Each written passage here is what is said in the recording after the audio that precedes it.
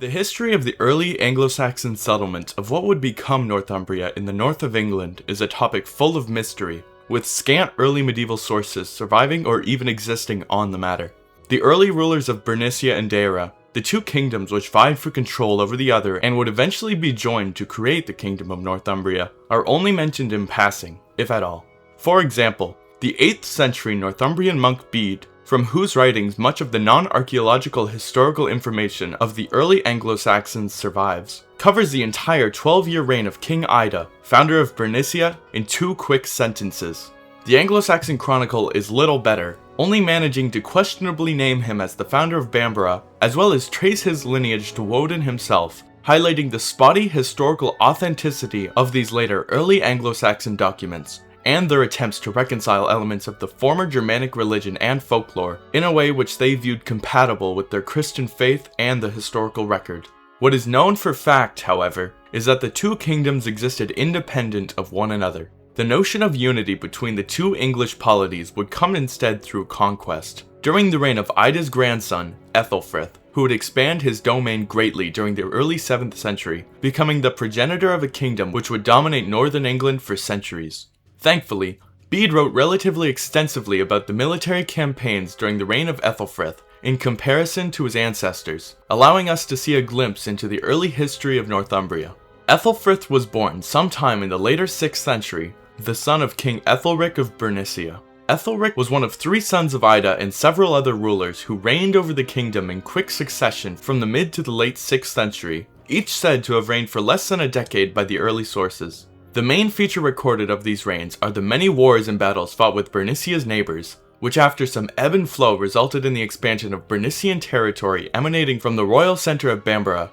at the expense of their Brittonic and Pictish foes. There was likely some form of dynastic dispute between the descendants of Ida and the rival dynasty which seemingly ruled in between them, and it is believed that Aethelfrith exiled them following his succession around the year 592 after the death of King Hussa, 2 decades after the death of his father. Aethelfrith's first military campaign was fought between his Brittonic neighbours. Amongst the groups he came to blows with early in his reign were the people of the Kingdom of Godolphin, with it believed that the famous eponymous Welsh poem lamenting a disastrous battle could be referring to the conflict against Bernicia. The exact extent to which Aethelfrith succeeded in extending his power over the Britons is uncertain, but Bede makes it clear that it was widespread, writing that he ravaged the Britons more extensively than any other Anglian ruler. This Bernician supremacy grew so great that it aroused the hostility of Aidan, king of Dalriada in the west of modern-day Scotland, who marched towards Bernicia with a large force,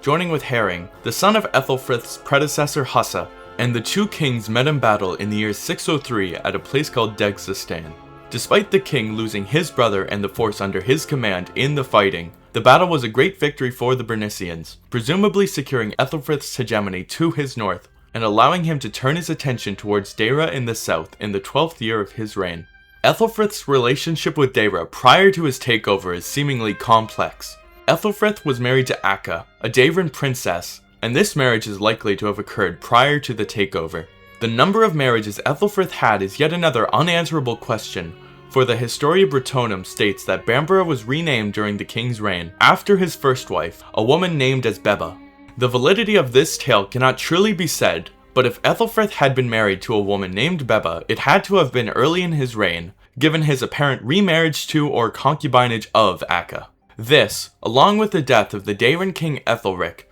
blurs the process by which Aethelfrith came to the throne of Deira in 604, either by conquest or by dynastic union. Whatever the case, Aethelfrith's relationship with his wife's family deteriorated greatly after a time, resulting in the exile of his brother-in-law, Edwin, an act which would prove disastrous for Aethelfrith's reign. For the time being, however, Aethelfrith continued with his successes, ruling over both Bernicia and Deira in personal union. His firstborn son, named Oswald, was born in the same year, and his brother Oswiu was born around the year 612. Amongst this dynasty building, the king also continued in his wars of expansion, facing off against King Salif of Powys at Chester. This battle is noted with infamy by Bede, for he states that the pagan Aethelfrith perpetrated a massacre of 1,200 monks, The monks from the monastery at Bangor had assembled near the battle in order to pray for British victory, to which Aethelfrith allegedly responded, "If they are crying to their god against us, they are fighting against us even if they do not bear arms," and he subsequently attacked the unarmed men of God before going on to win against the opposing army. Making an enemy of God was perhaps not the best choice for him to make, as the fight for Chester would be his last victory. While in exile, the Prince Edwin had toured the courts of the Anglo-Saxon kings in an attempt to find someone to take up his cause, meeting with little success beyond not succumbing to assassins before eventually coming to the court of Raedwald, King of East Anglia. Aethelfrith offered to pay Raedwald in exchange for putting Edwin to death, but after his messengers were rebuffed, he demanded it, lest East Anglia be faced with a Bernician invasion. Raedwald was close to agreeing to these demands, but his wife intervened on Edwin's behalf, decrying that such an action would be dishonorable, and thus the king made ready for war for Edwin's cause. The East Anglian mobilization caught Aethelfrith by surprise, forcing him to fight before he could rally his entire force. The 616 Battle of the River Idle ended Aethelfrith's storied reign, for he was slain in the fighting, and Edwin was installed as the king of both Bernicia and Deira, continuing the uniting of the two kingdoms into a single confederation, which came to be known as the Kingdom of Northumbria. Aethelfrith's legacy in the eyes of Bede was one of a great English conqueror marred by his unabashed paganism at the time of the arrival of St. Augustine's English mission in the south of the island, referring to him as being comparable to Saul the king of Israel, except of course that he was ignorant of true religion. Directly responsible for the formation of one of the most preeminent kingdoms of early Anglo-Saxon England, he was dispatched in much the same way he dispatched 1,200 monks, and his two sons were sent into exile in Dalriada. They would return to their father's kingdom upon Edwin's death 2 decades later, having been brought into the Christian faith. Perhaps Aethelfrith's greatest legacy is that he marks a stark transition in Bede's Anglo-Saxon history, which from Aethelfrith goes from brief sentences of dubious verity to works of largely proper foundational historical resources relative to the time period. For that, his wars of conquest, and his prolific descendants, Aethelfrith shall forever be etched in Northumbrian history, and English history more broadly. Thank you to Joel and Tanya Dennis for joining on Patreon.